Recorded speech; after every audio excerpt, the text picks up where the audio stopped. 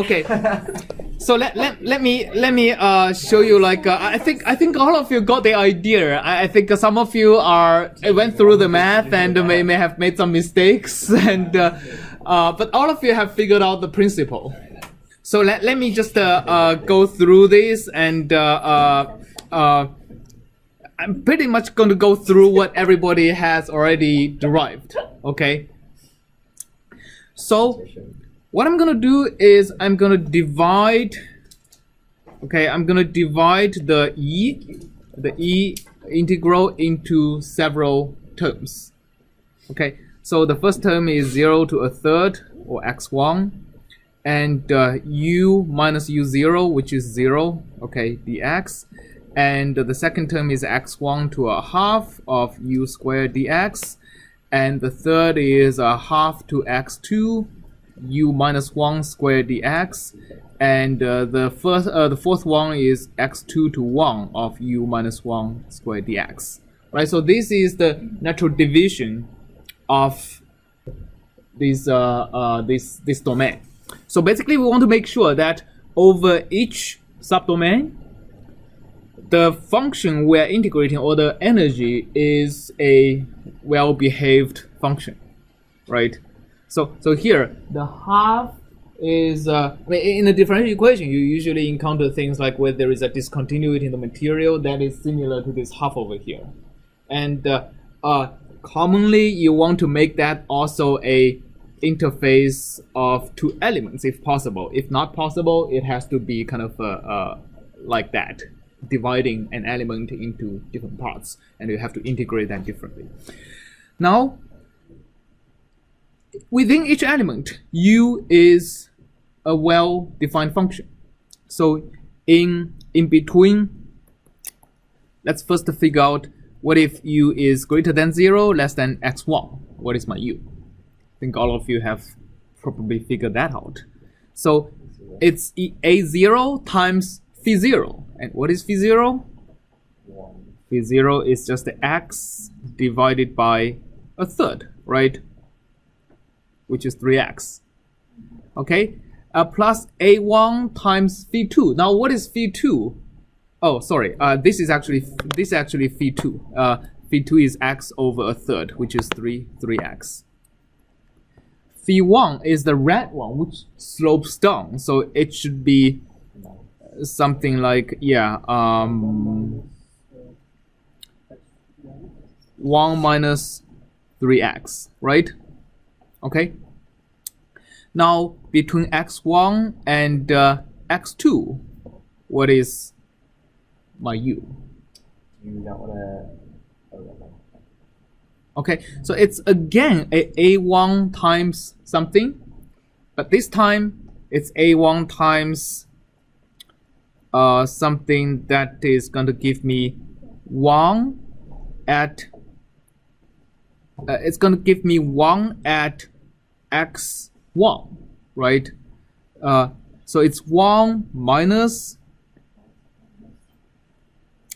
x minus x1 divided by x2 minus x1, right? So that's the form of phi 1 in the second element. Is it maybe not 1?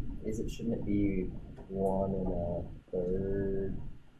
Isn't just the equation of the red line?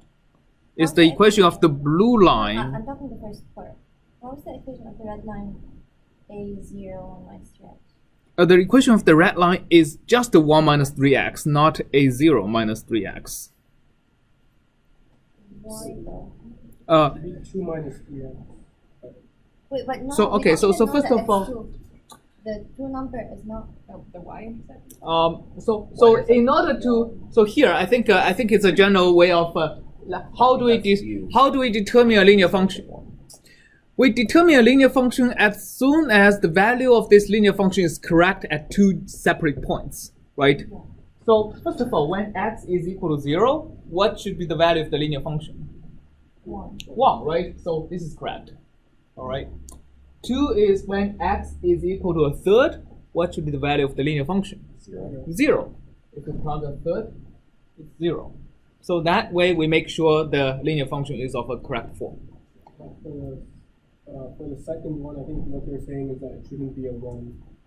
Yeah, that needs to be like It 1 should be and a 2. should it be 2? Okay, so now Yeah. let's figure the second one out. So first of all, we want to make sure when x is equal to x1, what should be the value of the blue line when x is equal to x1? It's 1, right? Okay, so when x is equal to x1, this cancels out. So the second term is 0, we get 1, correct? Okay, 2 is when x is equal to x2. What should be the value of the blue line when x is equal to x2? 0. 0, right? So now when x is equal to x2 minus x1 divided by x2 minus x1, get 1. So 1 minus 1, 0. Okay. So that's usually I mean how you construct the linear functions, right? So that's usually 2 points. yeah, just 2 points. You make sure the values are correct. Okay. Now the second. I recognize that, but this solution is elegant and works. Now the second term is x2. You do the same thing. So it's actually 1 plus x minus x2.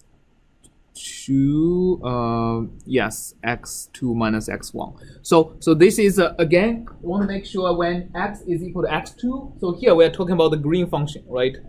The green function. It's the second non-zero element, or second non-zero basis function in the second element. So to construct this, you figure out, okay, so if x is equal to x2, you get 1, right? And when x is equal to x1, you get, okay, x1 minus x2 minus x1, you get minus 1, you get 0. So like I know this satisfies the two values, but how do we come up if we don't have this in front of us? So it's gonna look like this. I'm not quite sure. Okay, Yeah, but so if we how, have 2 points, how do we know? Draw a line. No, but this is not. Please don't know. so the way I'm constructing this function is first to figure out where it intercepts 0, right? Okay, so, actually different. So the way I construct this function is first to figure out where it intercepts 1. So I noticed that, for example, the green function is equal to 1 when x is equal to x2. So I have the constant 1 here, and I make sure whatever the second term is, it has to be 0 when x is equal to x2, right? Okay, so that's how that's why I have an x minus x2 over here. And now the second thing is to figure out the slope such that the function is equal to 0 when x is equal to x1. So that's why it is divided by x2 minus x1 such that this term is actually equal to minus 1 when x is equal to x2. Multiply the whole number by that together, and find something like what we got. Okay, so let me give you the step. So first of all, I notice it's at 1 at x2, right? 1 at x2. So it has to be 1 plus x minus x2 divided by question mark, right? And then it has to be equal to 0 at x1, right?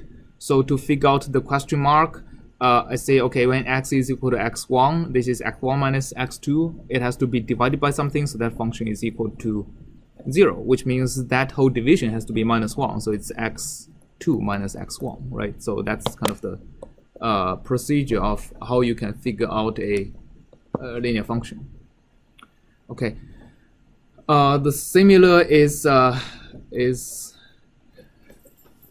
the third element. We have a3 times, now you can basically follow the script, right? x3 minus x2 plus x, sorry, this is x2, this is x3, 1 plus x minus x3, x3 minus x2, right? So here is basically what this function is. All right.